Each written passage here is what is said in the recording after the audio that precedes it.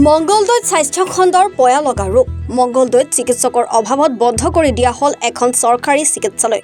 ওলাই আহিল স্থানীয় ৰাইজ। মংগলদৈ চহৰৰ সোঁমাজত থকা চৰকাৰী নগৰীয়া স্বাস্থ্য কেন্দ্ৰ বন্ধ কৰি দিয়া হ'ল একমাত্ৰ চিকিৎসকৰ অভাৱত। উল্লেখযোগ্য যে কিছুদিন পূৰ্বে নগৰীয়া স্বাস্থ্যখনৰ একমাত্ৰ চিকিৎসক গৰাকী দুৰ্ঘটনাত মৃত্যু হোৱাৰ পিছতে বিভিন্ন অজুহাত দেখুৱাই চিকিৎসালয়খন বন্ধ কৰি দিলে স্বাস্থ্য বিভাগে। দৰঙৰ স্বাস্থ্য বিভাগৰ এনে হঠকাৰী সিদ্ধান্তত ডাঙৰ খাই উঠিছে স্থানীয় ৰাইজ। মংগলদৈ চহৰৰ জ্যেষ্ঠ নাগৰিক, দুখীয়া দৰিদ্ৰ লোকসকলে চিকিৎসা সেৱা লাভ কৰাৰ পৰা বঞ্চিত হোৱাত ক্ষোভিত হৈ পৰিছে এতিয়া সকলো। ইপিনে মংগলদৈ নগৰীয়া স্বাস্থ্য কেন্দ্ৰটোত এগৰাকী নতুন চিকিৎসক নিযুক্তি দি আকৌ সক্ৰিয় কৰাৰ দাবী তুলিছে স্থানীয় ৰাইজে।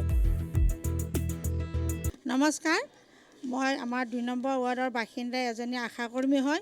আমাৰ ইয়াতে আৰবান হেল্থ চেণ্টাৰৰ পৰা আমি 10টা ৱাৰ্ডৰ আমাৰ ইয়াতে চাব চেণ্টাৰ আৰবান হেল্থ চেণ্টাৰখন আছে। থকাৰ কাৰণে আমাৰ 21জনী আশাকৰ্মীৰ বহুত সুবিধা হয়। সুবিধা মানে বিশেষকৈ প্ৰেগনেণ্ট মাদাৰখিনি আৰু বয়সস্থ মানুহখিনি।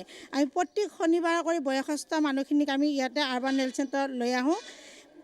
চুগাৰৰ পৰীক্ষা কৰা বা চুগাৰ, প্ৰেছাৰ আৰু তেওঁলোকৰ বহুত আমাৰ এটা সুবিধা হয়। আৰু প্ৰেগনেঞ্চি মাদাৰখিনি আমি চিভিলত যদি লৈ যাওঁ, আমি ইমান দীঘল লাইন পাতিব লাগে এই পৰীক্ষাকেইটাৰ কাৰণে চিভিলত চব মানুহ পৰীক্ষা একেলগে লাইনত থাকিব লাগে। যদি প্ৰেগনেঞ্চি মাদাৰখিনি আমি আগবঢ়াব যাওঁ, কয় নাই বাইদেউ নহ'ব লাইনত থাকক।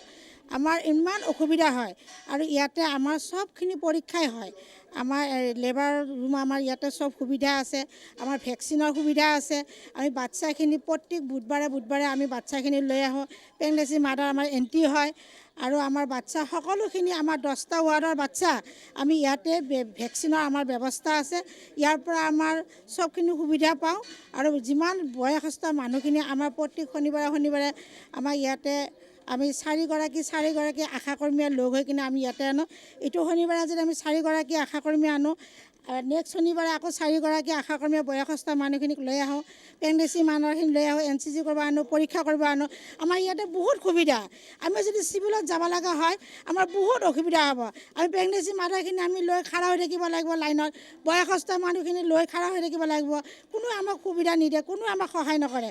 সেইকাৰণে আমাক আৰবান হেল্থ চেণ্টাৰখন অতি জড়িত, আমাক লাগিবই। আমি 21গৰাকী আশাকৰ্মী আমি ইয়াতে জড়িত হৈ আছোঁ। আৰু আমাৰ ইয়াতে আমাৰ 10টা ৱাৰ্ডৰ নগৰীয়া 10টা ৱাৰ্ডৰ আমি যিমানকেইটা আশাকৰ্মী আছোঁ, আমাক চবেই ইয়াতে আৰবান হেল্থ চেণ্টাৰৰ কাৰণে আমি বহুত দৰকাৰী। আৰু আমাৰ ইয়াতে আৰবান হেল্থ চেণ্টাৰখন যদি নাথাকে, আমাৰ বহুত পেচেণ্টৰ বেনিফিচিয়াৰী বাচ্চাবিলাকৰ প্ৰেগনেঞ্চি মাদাৰ বয়সস্থ সকলোৰে অসুবিধা হ'ব।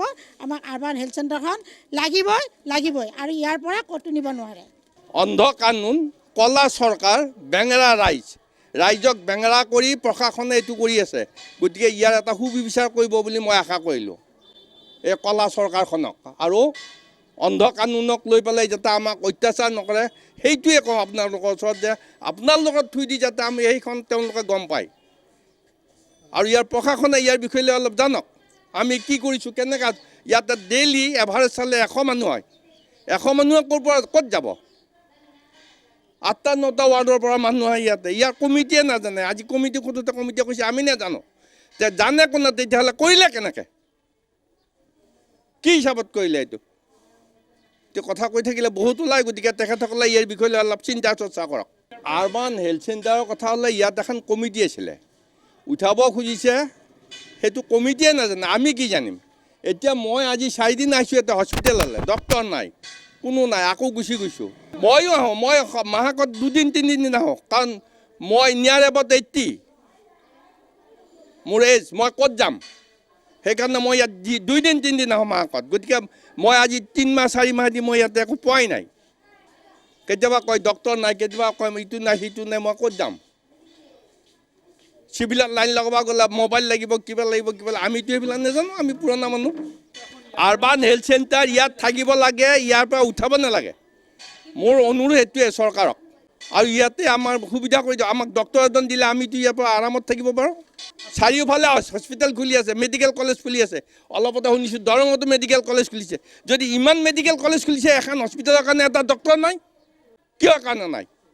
এইকাৰণে কৈছোঁ অন্ধ কানুন, কলা চৰকাৰ আৰু বেঙেৰা ৰাইজ এই ৰাইজক বেঙেৰা কৰি পেলাই তেখেতসকলে মানে ইলেকশ্যনৰ সময়ত আহিব, মই এইটো কৰোঁ সেইটো কৰোঁ, মই ইমান কৰি দিম।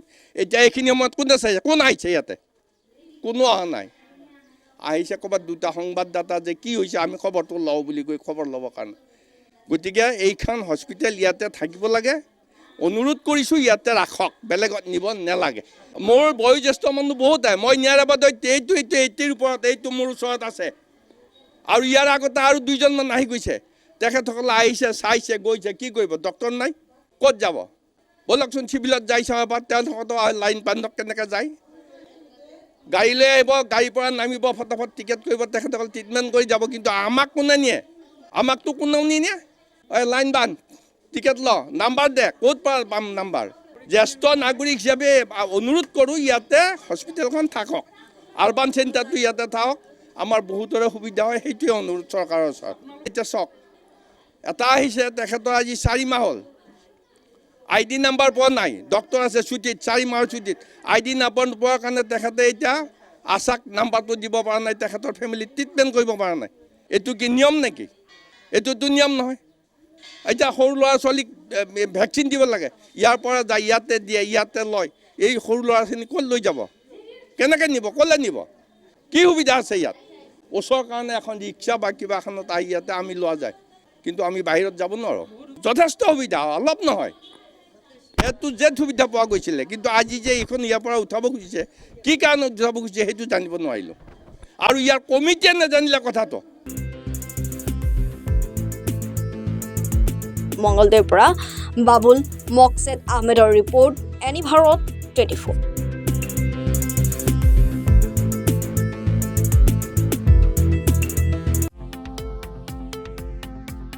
শৰীৰৰ যিকোনো অসুবিধাৰ সন্মুখীন হৈছে নেকি আপুনি? শাৰীৰিক সমস্যাৰ প্ৰতিকাৰ কেৱল আমি দিম। অভিজ্ঞ চিকিৎসকে দিব সুপৰামৰ্শ। প্ৰতি সপ্তাহত থাকিব বিভিন্ন ৰোগৰ বিশেষজ্ঞ চিকিৎসক। চাবলৈ নাপাহৰিব এনি ভাৰত 24ৰ বিশেষ অনুষ্ঠান স্বাস্থ্য বিশেষ।